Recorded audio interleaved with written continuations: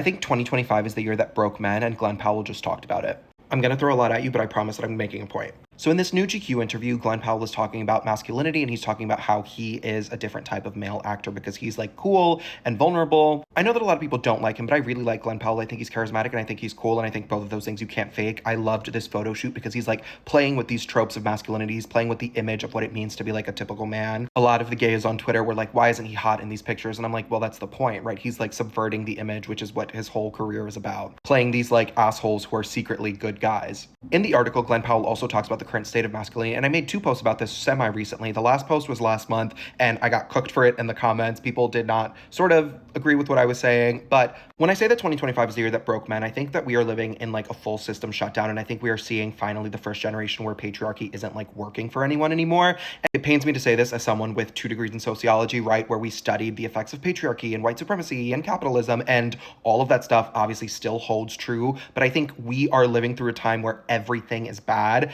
and men aren't like able to sort of float their way to the top the way that they used to. Men are going to college less, graduating from college less, their unemployment rates are higher, their suicide rates are higher. In the previous video, I said that it is men's responsibility to fix each other, and I do think that the onus is on other men, but I do think that something interesting is happening in the culture where we're seeing this reflection of like the changing nature of masculinity. Fresh off of Baby Reindeer, Richard Gadd is doing a show about masculinity and brothers. Jacob Elordi is doing a movie called The Dog Stars, which is about a man on his own. Literally, one of the most archetypical narratives is man versus wild. In 2 weeks, Netflix is doing a show starring Jason Bateman and Jude Law about brothers as well. I said I was throwing a lot at you. Last year for Substack, I wrote this piece called Marry Me a Little, where I talked about how the rise of polyamory and like different relationship styles and like their popularity is sort of because monogamy and capitalism are failing, right? We are actively in a recession. Everything is more expensive than ever. You can't like get by on one income. You can't get by on 2 incomes, right? If monogamy and capitalism and patriarchy are all failing, something needs to happen. In my piece, I said that one of the last people that were going to accept different relationship styles were going to be the rich, right? And now we are seeing, The Atlantic wrote this piece,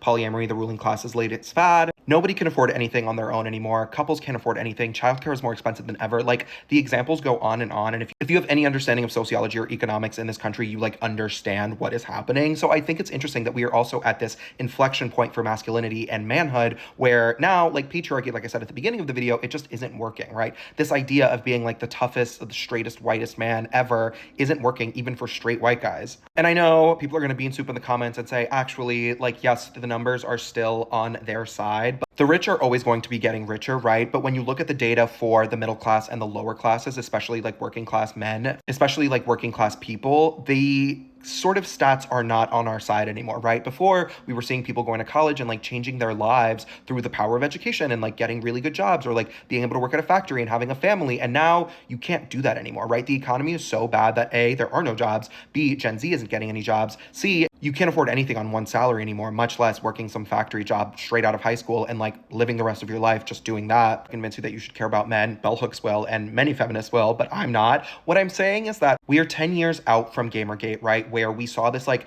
very, very serious right-wing mobilization of men, right? And we have not stopped that. Men are being red-pilled much more easily. We saw the rise of Andrew Tate. We have 7th and 8th graders like yelling obscenities at their teachers. That assailant in Colorado was fully red-pilled, fully like absorbing all of this rhetoric on Reddit. Something is going on. I am just a soothsayer. I'm just giving you the data. I'm just giving you cultural trends and data. But I am saying that we should maybe change our approach a little bit, right? I'm excited that Glen Powell is talking about this. I'm excited that someone is starting to like speak up and try to exist in this different state of masculinity, right? A lot of our current rising stars, Paul Mescal, Timothy Chalamet, Josh O'Connor, are like more soft boy era-ish. But something within me tells me that somebody that looks like this will be much more effective at getting their message across versus somebody like Timothy Chalamet, who can be like reduced to being a coastal elite, right? He's from New York. He went to an arts high school, whereas Glen Powell is like of the people. And I know that this is often an argument that people make when they're trying to talk about like who should run for president and all that stuff. But like what I'm saying is that if this is happening in the culture, it is trickling from somewhere and we are seeing it